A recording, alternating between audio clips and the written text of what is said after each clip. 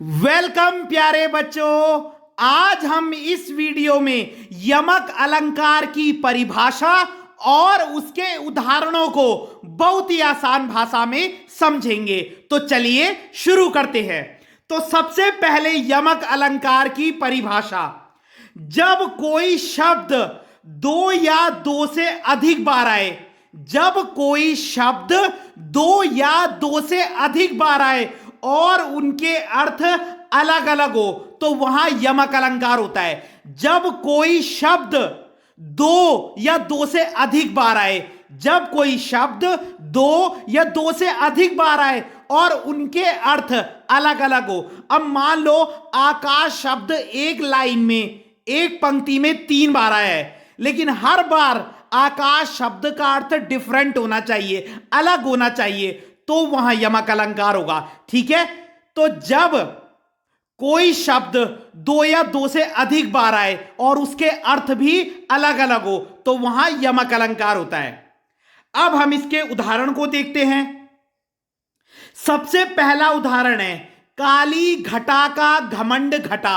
आप इस पंक्ति को ध्यान से देखिए। यहां पर घटा शब्द 2 बार आया है और दोनों बार इसके अर्थ अलग है। काली घटा यानी कि आसमान में जो काले बादल छाए हुए, तो एक घटा का मतलब तो क्या है, जो आसमान के बादल है, और एक घटा का मतलब है घमंड घटा यानी अपने घमंड को कम करो। तो यहां पे घटा शब्द 2 बार आया है और दोनों बार उसके अर्थ अलग हैं।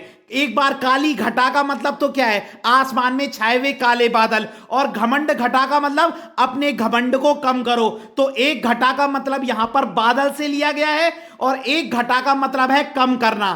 ठीक है। अब है सजना है मुझे सजना के लिए। यहां पे सजना 2 बार आया है। एक सजना का मतलब तो होता है तैयार होना, श्रृंगार करना, और दूसरा है अपने सजना के लिए यानी अपने प्रेमी के लिए। ठीक है।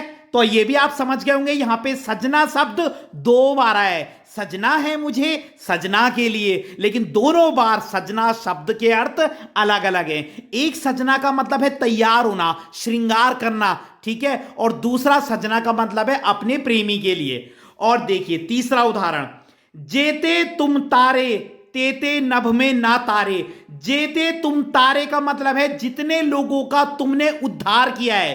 तो एक तारे का मतलब है उद्धार करना, तेते नभ में ना तारे, उतने तो आसमान में तारे भी नहीं है। तो एक तारे का मतलब तो होता है उद्धार करना, और दूसरे तारे का मतलब क्या है, दूसरे तारे का मतलब है जो आसमान में जो ये सितारे होते हैं। ठीक है। तो कवि कह रहा है जेते तुम तारे, मतलब तुमने जितने लोगों का उद्धार किया है उतने तो आसमान में तारे भी नहीं है। ठीक है। अब चौथी पंक्ति देखिए, सबकी बेगम बेगम है। तो पहली बेगम का मतलब तो पत्नी है, और दूसरे बेगम का मतलब है बिना गम के, यानी कि सबकी पत्नियों को कोई परेशानी नहीं है। सबकी बेगम बेगम है यानी सबकी पत्नियां बिना परेशानी के हैं। तो एक बेगम का मतलब है पत्नी और एक बेगम का मतलब है बिना गम के, बिना दुख के। उसके बाद है अगला उदाहरण, कनक कनक से 100 गुनी मादकता अधिकाए, वा खाए बोराए जग या पाए बोराए। अब यहां पे कनक कनक शब्द 2 बार आए। ठीक है। तो एक कनक का मतलब तो है सोना और एक कनक का मतलब है धतूरा।